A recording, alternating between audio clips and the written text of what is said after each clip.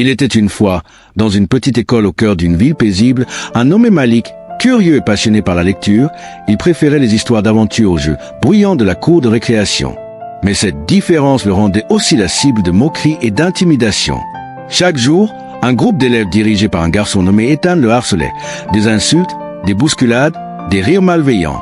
Malik, d'abord silencieux, ressentait une douleur grandissante qui s'accumulait comme un orage prêt à éclater. Un jour, alors que Malik était accusé contre un mur, Sarah, une élève de la classe, assista à la scène. Plutôt que de détourner les yeux comme les autres, elle sentit un feu s'allumer en elle. Elle se rappela ce que son professeur avait dit. Le silence nourrit l'intimidation.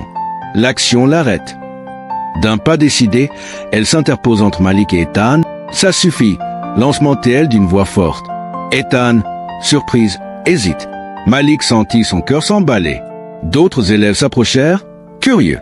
Inspiré par Sarah, un autre garçon, Hugo, rejoignit son camp. Si tu veux t'en prendre à lui, tu devras nous affronter tous. Le changement dynamique. Ethan et ses amis reculèrent, gênés par l'attention soudaine.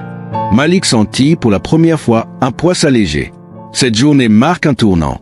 Il comprit que la force ne résidait pas seulement dans les poings, mais dans la solidarité et le courage. Sarah et Hugo décidèrent d'agir au sein de l'école. Ils ont créé un groupe de soutien où chacun pouvait parler, être écouté et trouver des solutions ensemble. Petit à petit, d'autres élèves rejoignent le mouvement. Ethan lui-même, face à cette vague de solidarité, a commencé à changer. Il réalisait que son comportement était une façade pour cacher ses propres insécurités. L'histoire de Malik, Sarah et Hugo prouvent qu'une seule voix pouvait briser le cycle du silence. L'intimidation n'a de pouvoir que si elle n'est pas confrontée. Mais ensemble, en osant agir, on peut transformer la peur en force, l'isolement en communauté et la violence en respect. Et si je pose la question, vous étiez quel type de témoin ?